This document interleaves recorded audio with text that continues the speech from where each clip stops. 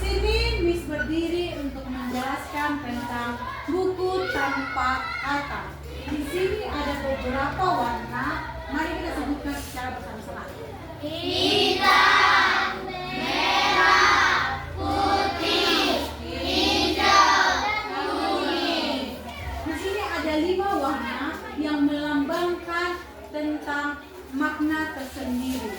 Seperti hitam melambangkan tentang kegelapan atau dosa, merah melambangkan tentang darah atau penebusan yang telah Tuhan lakukan, yang putih melambangkan kesucian, yang hijau melambangkan pertumbuhan, dan yang kuning melambangkan kehidupan yang kekal.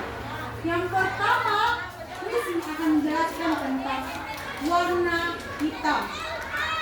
Warna hitam ini melambangkan kegelapan atau dosa yang telah kita lakukan. Bahkan saat kita dilahirkan ke dalam dunia ini, kita telah berbuat dosa. Kita telah mempunyai dosa, yaitu dosa keturunan yang dilakukan oleh Adam dan Hawa. Nah, boleh kita bacakan di dalam Roma 3 ayat 23. Karena semua orang telah berbuat dosa dan kehilangan kemuliaan Allah. Karena semua orang telah berbuat dosa dan telah kehilangan kemuliaan Allah. Semua orang, bahkan tidak ada satupun orang yang tidak berdosa. Semua orang telah berdosa dan kehilangan kemuliaan Allah. Contoh-contoh dosa itu apa saja? Mencuri, membuli, berzina, membunuh, apa lagi? Mengejek. Banyak lagi perbuatan-perbuatan dosa yang telah kita lakukan di dalam dunia ini. Tapi Tuhan Yesus tidak membiarkan kita hidup dalam kegelapan atau dalam dosa yang telah kita lakukan. Tuhan Yesus merelakan anaknya yang tunggal untuk menebus dosa kita, yang dilambangkan dengan warna merah, yaitu melambangkan darah yang telah tercurah di kayu salib. Bisa kita bacakan dalam Yohanes 1 ayat 14. Salah satu orang membacakannya. Yohanes 1 ayat 14 berkata, Tuhan itu telah menjadi manusia dan tinggal di antara kita, dan kita telah melihat kemuliaannya, yaitu kemuliaannya sebagai anak tunggal Bapa, anugerah dan kebenaran. Anugerah dan kebenaran. Ini adalah darah Tuhan, ini adalah salah satu anugerah yang terbesar bagi hidup kita, yaitu penebusan dosa yang telah Tuhan lakukan untuk supaya kita tidak hidup dalam kegelapan. Bisa kita lanjutkan dengan warna putih. Warna putih itu melambangkan kesucian. Warna putih itu melambangkan kesucian. Setelah Tuhan telah menebus dosa kita, kita menjadi hidup suci atau hidup dalam kebenaran Tuhan. Bisa kita bacakan di dalam 1 Petrus 2 ayat 9. Salah satu orang membacakannya. Namun, kamulah bangsa yang terpilih, umat yang rajani, bangsa yang kudus, umat Allah sendiri, supaya kamu memberitakan perbuatan-perbuatan yang besar dari Dia yang telah memanggil kamu keluar dari kegelapan kepada terangnya yang ajaib.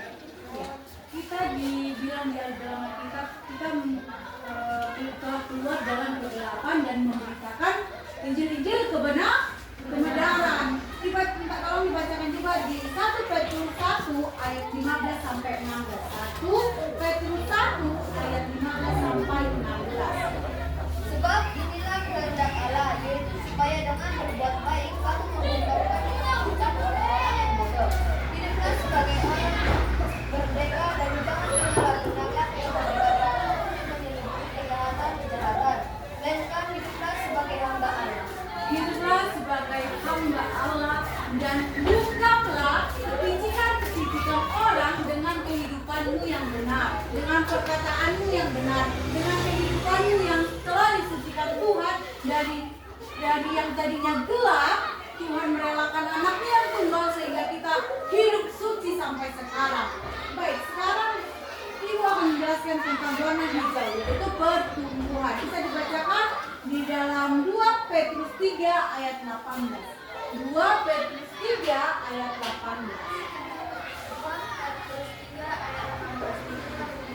Bersungguhlah dalam anugerah dan dalam pengenalan akan Tuhan dan Juru Selamat kita, Yesus Kristus, bagi kemuliaannya sekarang dan sampai selama-lamanya.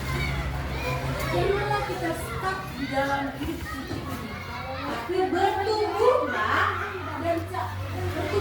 dalam kebenaran, dan jangan mau stuck di suci saja, tapi selalu bertumbuh dan hidup benar, dan selalu mengabarkan berita-berita Injil kepada orang-orang supaya kamu hidup bertumbuh di dalam Tuhan. Nanti itu akan menjelaskan tentang warna kuning. Warna kuning ini tadi adalah kehidupan yang kekal. Kehidupan yang kekal. Bisa kita lihat di dalam ayat Alkitab Yohanes 10 ayat 28. Salah seorang tolong membacakan. Yohanes 10 ayat 28.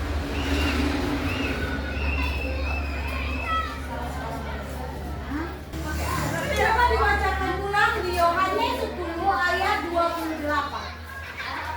Aku memberikan hidup yang kekal kepada mereka dan mereka pasti tidak akan binasa sampai selama-lamanya. Yang memberikan Tuhan memberikan kehidupan yang kekal, dan Tuhan tidak akan membiarkan kita hidup dalam kebinasaan.